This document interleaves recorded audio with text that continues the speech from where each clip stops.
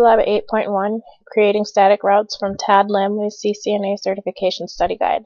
I already went ahead and put all the IPs on the interfaces just to make things easier, so if you want to take the time out to put these IPs in the appropriate places.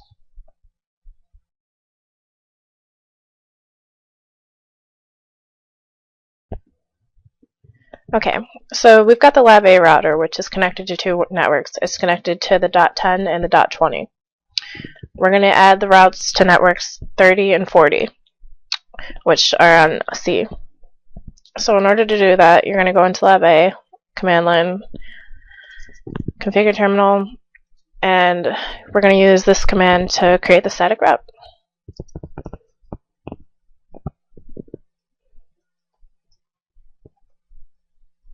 We're using a /24 subnet.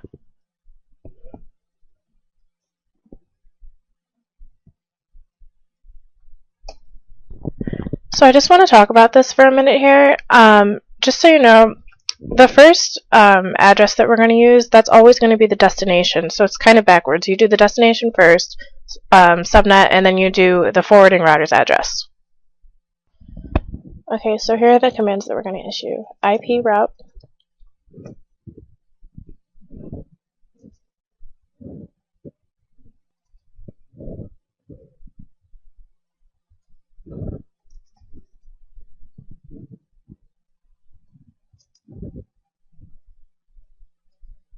Now here's the thing, in the lab it says to do 172.16.40 and then it just lists a subnet mask, and I think it's meant for you to think a little bit. So if you notice, it doesn't list the forwarding router's address at the end, which is the 10.1. So I'm going to go back and change this to 172.16.10.2. And we should be good. Copy, run, start.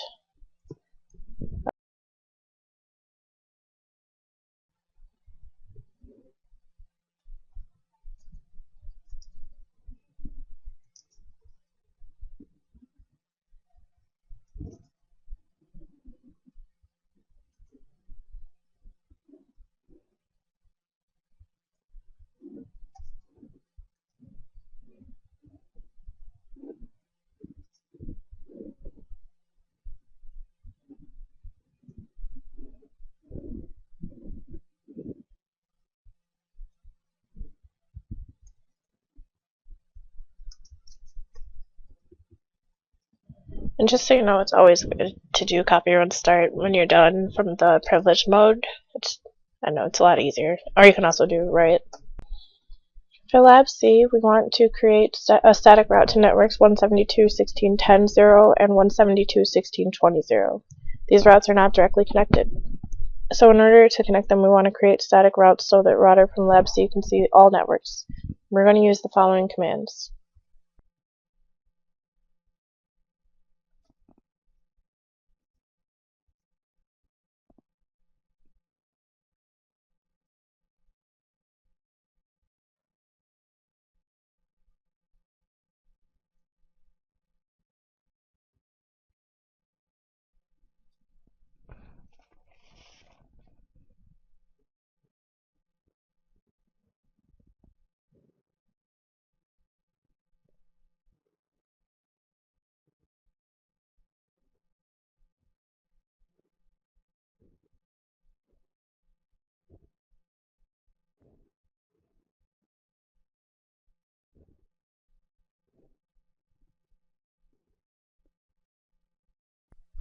Okay, so lastly, you want to remember to turn all the ports on, and normally you would do that by going into the command line and issuing the no shutdown command, but since I'm using Packet Tracer, I'm going to go into here, I'm going to find our interfaces and turn it on.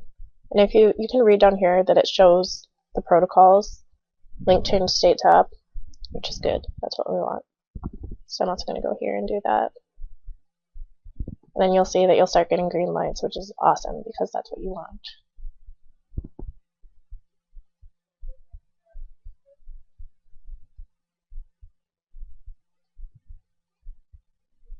You'll see that all the lights are starting to light up, which is good.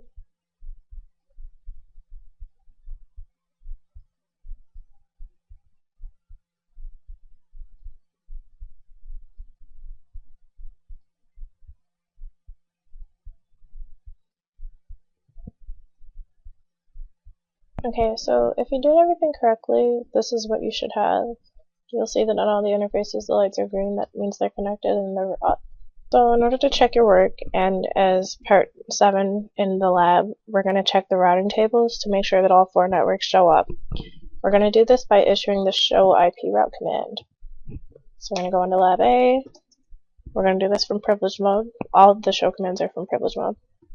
Oh, that's my fault. And here we are. 172.16/24 subnetted into 2 subnets. And we've got 10 directly connected to fast Ethernet 0.0, and 40 is connected via 10.0 and via 10.2, which is awesome. Those are the serial links.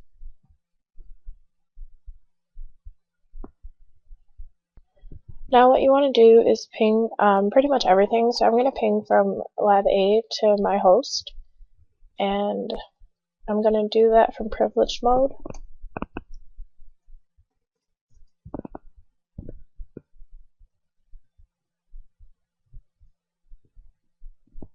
And you see that we have a success.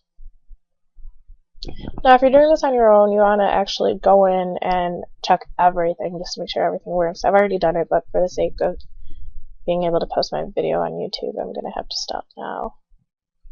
So I hope this works out for you guys, and if you have any questions, just send me an email or send me a message or anything. I'm glad to help, and I have a lot of free time coming up, so just let me know how it works out for you.